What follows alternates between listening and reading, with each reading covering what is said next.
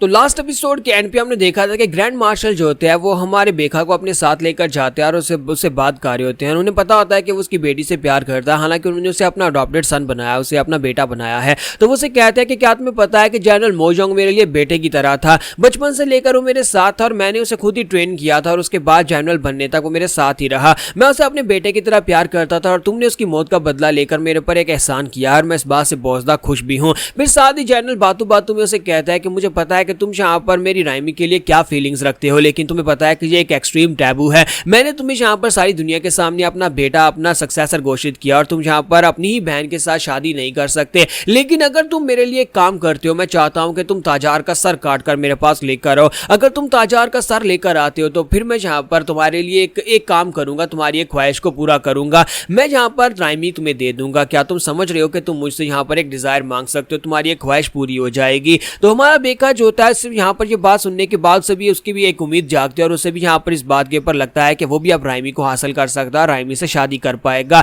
अगर वो ताजार का सर काट कर ले आता है। तो इसी के साथ ही यहाँ पर से नेक्स्ट सीन जो होता है शाम के वक्त का दिखाया जाता है कि हमारा बेका जो होता है पूरा दिन वहां पर इस बारे में सोचता रहता है कि क्या वाकई में वो ताजार का सर काट कर ला सकता है, क्योंकि ताजार जो है वो मंगोलियन आर्मी का कमांडर एंड चीफ है और वो एक बहुत ही पावरफुल शख्स है और उसके पास पहुंच पाना भी काफी ज्यादा मुश्किल है। तो वो सोच रहा होता है कि कमांडर ने कहा था कि मैं एक अपनी ख्वाहिश मांग सकता हूं, तो उसने यहाँ पर डायरेक्टली तो नहीं कहा कि मैं राइमी का हाथ मांग सकता हूं या राइमी से मेरी शादी करवा देंगे, लेकिन मैं यहाँ पर अपनी एक ख्वाहिश पूरी करवा सकता हूं और उन्होंने वादा किया है तो वो पूरी करेंगे। और इसी के साथ ही राइमी वहां पर आ जाती है और नाराज होती है और उसे कहती है, बेखा तुम कहां पर थे, सुबह से मैं तुम्हें ढूंढ रही हूं, मैंने सोचा था कि सुबह का नाश्ता एक साथ करेंगे लेकिन सुबह से शाम हो गई और तुम अभी यहाँ पर लौट रहे हो, तुम कहां पर थे। तो सोंगा उसके पास जाता है और उसे कहता है कि तुम्हें क्या हो गया, तुम यहाँ पर इतनी ज्यादा उदास क्यों लग रही हो। तो उसे कहते हैं क्या तुम्हें नहीं पता कि मैं यहाँ पर उदास क्यों लग रही हो, इतने दिनों के बाद तुम घर वापस आए और उसके बाद भी तुम मेरे साथ टाइम नहीं स्पेंड कर रहे। मैं यहाँ पर तुम्हारे साथ नाश्ता करना चाहती थी और उसके बाद दिन का खाना और फिर शाम और फिर रात का खाना तुम्हारे साथ ही खाना चाहती थी। अब यहाँ पर बताओ कि कब हम दोनों एक दूसरे के साथ होने वाले हैं, और जब मैं तुम्हारे साथ हूँ तभी तुम मेरे पर ध्यान नहीं देते, आखिर तुम यहाँ पर तुम्हारे साथ चल क्या रहा है। तो हमारा बेका जो होता है उसकी तरफ घूर कर देखता है, जब वो वहां पर उसके ऊपर गुस्सा कारी होती है। तुम्हारा बेका जो होता है उसी वक्त से फिर से बात याद आती है कि मार्शल ने कहा था कि मैं यहाँ पर अपनी एक ख्वाहिश पूरी करवा सकता हूँ, तो क्यों ना मैं यहाँ पर अपनी इस ख्वाहिश को पूरा करवा लूँ। तो वो उसे कहता है कि मुझे लगता है कि मुझे पता चल चुका है कि मुझे क्या मांगना है, और इसी के साथ ही वो हल्का सा मुस्कुराता है, फिर साथ ही हंसना शुरू कर देता है। तो हमारी राइमी से कहती है कि अब तुम्हें क्या हो गया कि तुम यहाँ पर इस तरह से मुस्कुरा क्यों रहे हो। तो फिर साथ ही हमारा बेका जो होता है जोर जोर से हंसना शुरू कर देता है। तो राइमी उसे कहती है कि तुम तो पागल हो गए हो, अचानक से तुम्हें क्या हो गया कि तुम यहाँ पर इतना जोर जोर से क्यों हंस रहे हो। तो पहली बार हमारा बेका जो होता है खुद से राइमी को गले से लगाता है, क्योंकि आज से पहले सिर्फ राइमी उसे गले से लगा रही थी। तुम्हारा बेका उसे गले से लगाता है तो राइमी शर्माना शुरू कर देती है और कहती है कि सोंगा सोंगा तुम्हें क्या हो गया, आज तुम यहाँ पर खुद से मुझे गले से क्यों लगा रहे हो। तुम्हारा बेका उसे कहता है कि मैं तुम्हें गले से इसलिए लगा रहा हूँ क्योंकि मैं दोबारा तुम्हें कभी नहीं छोड़ूंगा, मैं हमेशा तुम्हारे साथ रहूंगा और हमेशा तुम्हारे साथ ही खाना भी खाऊंगा। तो ये बात सुनने के बाद हमारी राइमी रोना भी शुरू कर देती है और शर्माना भी शुरू कर देती है और साथ ही काफी ज्यादा खुश भी होती है कि यहाँ पर सोंगा ने उसे एक्सेप्ट कर लिया है। इसी के साथ ही वो उसे कहती है हाँ क्यों नहीं, हम दोनों हमेशा एक दूसरे के साथ रहेंगे। जबकि यहीं पर से नेक्स्ट सीन एक दूसरे क्लोज डोर का दिखाया जाता है, जहां पर हमारे मार्शल जो होते हैं वो कमांडर से बात कर रहे होते हैं और उसे कहते हैं कि मैंने उस लड़के के सामने एक कंडीशन रखी है, मैंने उस लड़के से कहा है कि ताजार का सर लेकर आओ, तो मैं यहाँ पर उसकी एक ख्वाहिश को पूरा करूंगा और मैंने यहाँ पर उसे ये टास्क दे दी है। तो ये बात सुनने के बाद कमांडर से कहता है कि तुम्हें पता है ना कि ये एक डेथ मिशन होने वाला है, एक सुसाइड मिशन होने वाला है, क्या तुम्हें वाकई में लगता है कि वो लड़का चाहे अपने साथ किसी भी स्क्वाड को लेकर चला जाए वो जाकर ताजार का सर काट कर लेकर आ पाएगा। ये तो यहाँ पर सोंगा को यानी बेखा को वहां पर जाकर बस मरवाने की एक चाल है, क्या तुम चाहते हो कि वो वहां पर जाकर मर जाए, वो जिंदा वापस ना आ सके।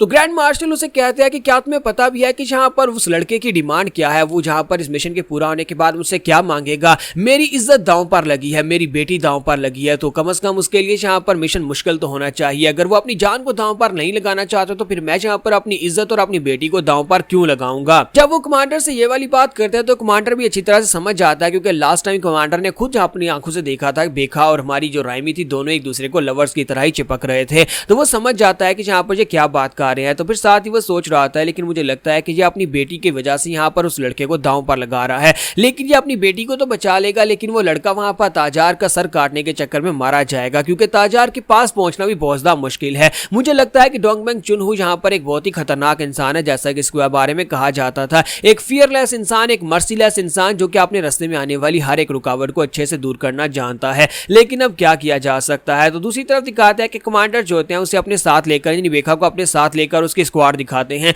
कि उसे यहाँ पर बताया जाता है कि ये तुम्हारी स्क्वाड है और स्क्वाड के अंदर सारे के सारे क्रिमिनल्स होते हैं, वो क्रिमिनल्स जो कि सुसाइड मिशन के लिए चूज किए गए हैं ताजार को मारने के लिए, जहां पर वो अपने ऑफिशियल सोल्जर्स को तो बिल्कुल भी नहीं भेज सकते। इसी वजह से मार्शल ने उसके लिए यहाँ पर एक स्पेशल यूनिट का बंदोबस्त करवाया जिसके अंदर क्रिमिनल्स हैं, वो सारे क्रिमिनल्स जिन्हें उम्र कैद की सजा सुनाई गई है, उम्र कैद या फिर फांसी की सजा सुनाई गई थी, ऐसे क्रिमिनल्स को उसकी एक स्क्वाड बनाकर भेज दिया गया और वो सभी लोग वहां पर खड़े होते हैं और हमारे बेखा को बताया जा रहा था कि ये सारे के सारे क्रिमिनल्स हैं, इन सभी की आर्मी को लीड करना तुम्हारे लिए काफी ज्यादा मुश्किल हो जाएगा। क्या तुम्हें लगता है कि ये सभी लोग सोल्जर्स की तरह तुम्हारे ऑर्डर्स को फॉलो करेंगे? अगर ये लोग यहाँ पर तुम्हारा साथ देते और इस मिशन को पूरा करने में कामयाब हो जाते हैं तो इन सभी लोगों को माफ कर दिया जाएगा या फिर इनकी सजा कम कर दी जाएगी। जैसे कि तुमने यहाँ पर अपने सुपीरियर्स को मारा था और तुम्हारे सुपीरियर्स को मारने के बावजूद तुम्हें यहाँ पर ये सुसाइड मिशन दिया गया है। इस मिशन के अंदर अगर तुम कामयाब होते हो तुम्हें एक तो मेरिट पॉइंट्स मिलेंगे, तुम्हारी पोजीशन को अपग्रेड किया जाएगा और साथ ही तुम्हें माफ भी कर दिया जाएगा। कमांडर उसे कहता है कि लड़के क्या तुम्हें मेरी बात की समझ आ रही है? तो वो कहता है जी कमांडर मुझे आपकी बात की समझ आ गई है। फिर उसी के साथ ही साइड के ऊपर से किसी के चलाने की आवाज आती है तो हमारी राइमी जो होती है भागती हुई उस जगह के ऊपर आ जाती है और नौकरानियां उसे कह रही होती है कि यंग मिस प्लीज वहां पर मत जाए, वहां पर तो बहुत सारे लोग हैं, इतने मर्दों में आप कैसे जा सकती हैं? लेकिन हमारी राइमी जो होती है वो वहां पर भागती हुई आगे चली जाती है,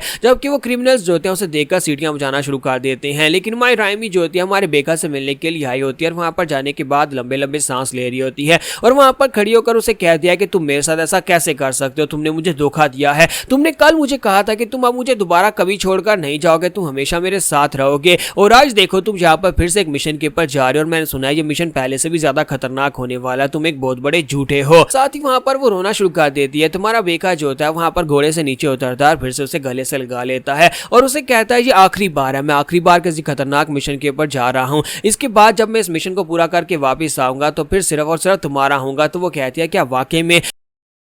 तुम्हारा बेका उसे कहता है कि हाँ मैं तुमसे वादा करता हूँ कि इस मिशन को पूरा करके अगर मैं जिंदा वापस आता हूँ तो फिर हम दोनों शादी कर लेंगे। तुम्हारी राइमी और भी ज्यादा खुश हो जाती है और कहती है कि क्या इसका मतलब यह है कि डैडी मान जाएंगे? तो वो उसे कहता है हाँ तुम्हारे डैडी मान जाएंगे, मैंने यहाँ पर उनके साथ एक बात कर ली और उन्हें पता है इस बारे में। तो उसी के साथ ही हमारी राइमी बहुत ज्यादा खुश हो जाती है और कहती है तो फिर मैं तुम्हारे लिए दुआ करूंगी कि तुम वहां से जिंदा वापस आ जाओ और अपने मिशन को पूरा करके आओ। तो सभी बैंडेट्स सभी क्रिमिनल्स जो होते हैं वो सभी लोग वहां पर सीटियां बजा रहे होते हैं और कहते हैं देखो तो जरा यहाँ पर हमारे यंग कमांडर को देखो, इसकी लड़की तो बहुत ज्यादा खूबसूरत है। जबकि यहीं पर नोवान को भी दिखाते हैं कि नोवान को भी पकड़ लिया गया था क्योंकि उसने जैंग मासू के साथ गद्दारी की है, तो उसे पकड़कर वहां पर क्रिमिनल्स में उम्र कैद के लिए डाल दिया गया है। तो वहां पर खड़ा होता है, सब कुछ देख रहा होता है, कहता है कि देखो तो जरा ये लड़की इस लड़के की वजह से वहां पर अपने आप को मुश्किल में डाल रही थी, इस लड़के की वजह से उस लड़की ने अपने आप को खतरे में डाल रखा था। तो यहाँ पर हमारी एपिसोड 23 का एंड करेंगे और नेक्स्ट एपिसोड में देखेंगे कि हमारा यंग बेका अपनी इस आर्मी को किस तरह से कंट्रोल करने वाला, क्योंकि ये सारे के सारे क्रिमिनल्स हैं, ये सोल्जर्स तो है नहीं जो इतनी आसानी से उसकी ऑर्डर्स को फॉलो करें, और दूसरा वो ताजार को जाकर किस तरह से मारने वाला और कितने सालों में वापस आने वाला है।